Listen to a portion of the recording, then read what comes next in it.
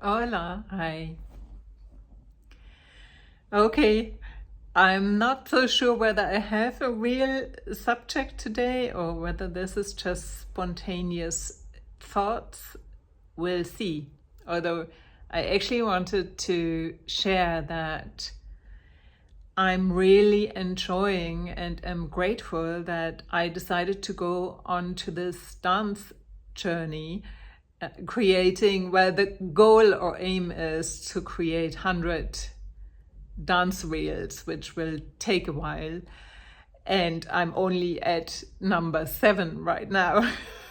But even in that short while, I kind of, it's amazing how, even when I feel like shit and crap, but the moment, and I really kind of have to maybe overcome myself to do it in the first place. But once I get into the groove, it's kind of as if a part of me that was a little bit buried is coming back to life again. And that is such a cool thing to witness.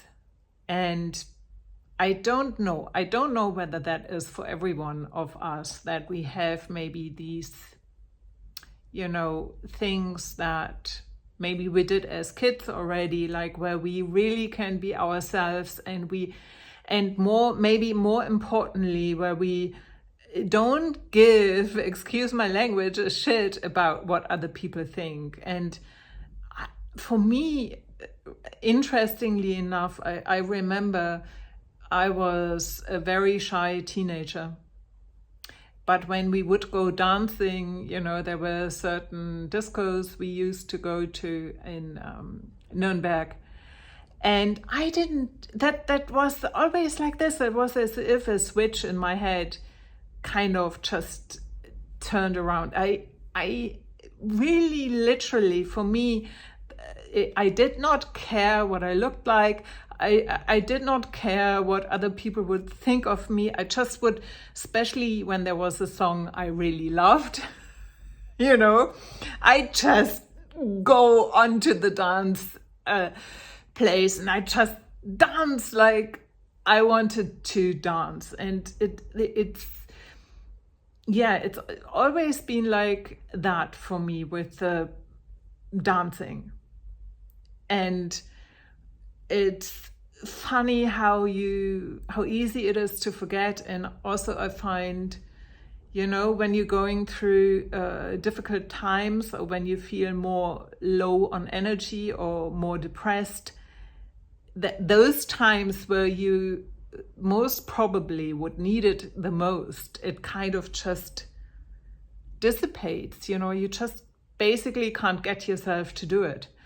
And for me, probably doesn't work for everyone like this, but for me it is like when I set myself a challenge, and I announce it.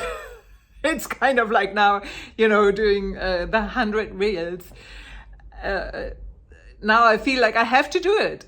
Yes, and I have to do it in a good way. It's like becoming accountable to myself and going on a journey, and allowing things to unfold and allowing the process. And I love that. And I also realize that you build a muscle by doing something constantly. That's why I chose 100 reels, because I thought if I do 3 a week, for example, it will take me at least half a year, if not a little bit longer, if I manage to do 3 a week always. But it's kind of like, because I noticed it with the other content I'm doing, like those videos, it's kind of like once you commit to doing it and you have built that muscle, you're able to carry it through independent of what's going on the outside and how you feel. And that, to be honest, is kind of like, that's where you start being really proud of yourself. At least that's how it feels for me. And I think the as an example, the dancing is kind of another journey versus, talking about important or subjects I'm finding important. And I think, the funny thing is, intuitively, instinctively, we know what's good for us. I remember that Ron, who used to be the director of the School of Physical Theatre I trained in, used to say to us that your imagination and your creativity always puts you in the right place. The right subjects come up you need to work on. And that's maybe the beauty of creativity. And if we manage to really link into that intuition, we will not only find the things that light us up, but I really believe that it's also kind of on some level healing, or at least that's how it feels to me. And it is really important to, at least, I think maybe my new favorite word, but it's important to allow parts that made us feel so alive to somehow let them come back on board again.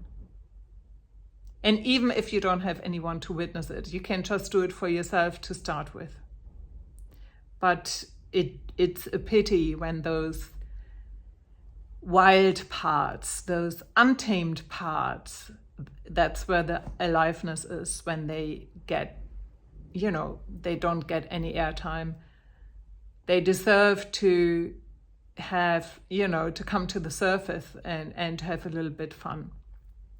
So yes, that's it. And I want just to remind you that I'm offering on the 1st of September an online Dreamy Cappuccino gathering where it's informal, where you can you have to reserve your place. I will put the link in the description, but where you can just show up, have a chat with me, maybe about subjects that are important to you, get to know me. Or if you wanted to show some of your creative work you're working on and be a little bit encouraged, you can do that as well. It's a small group. And yes, there's do please sign up, because there's only a few places, 6 altogether. So that's it. Join me on the journey from hiding to thriving as an artist and creative entrepreneur. This was Anja. Take good care. Bye-bye.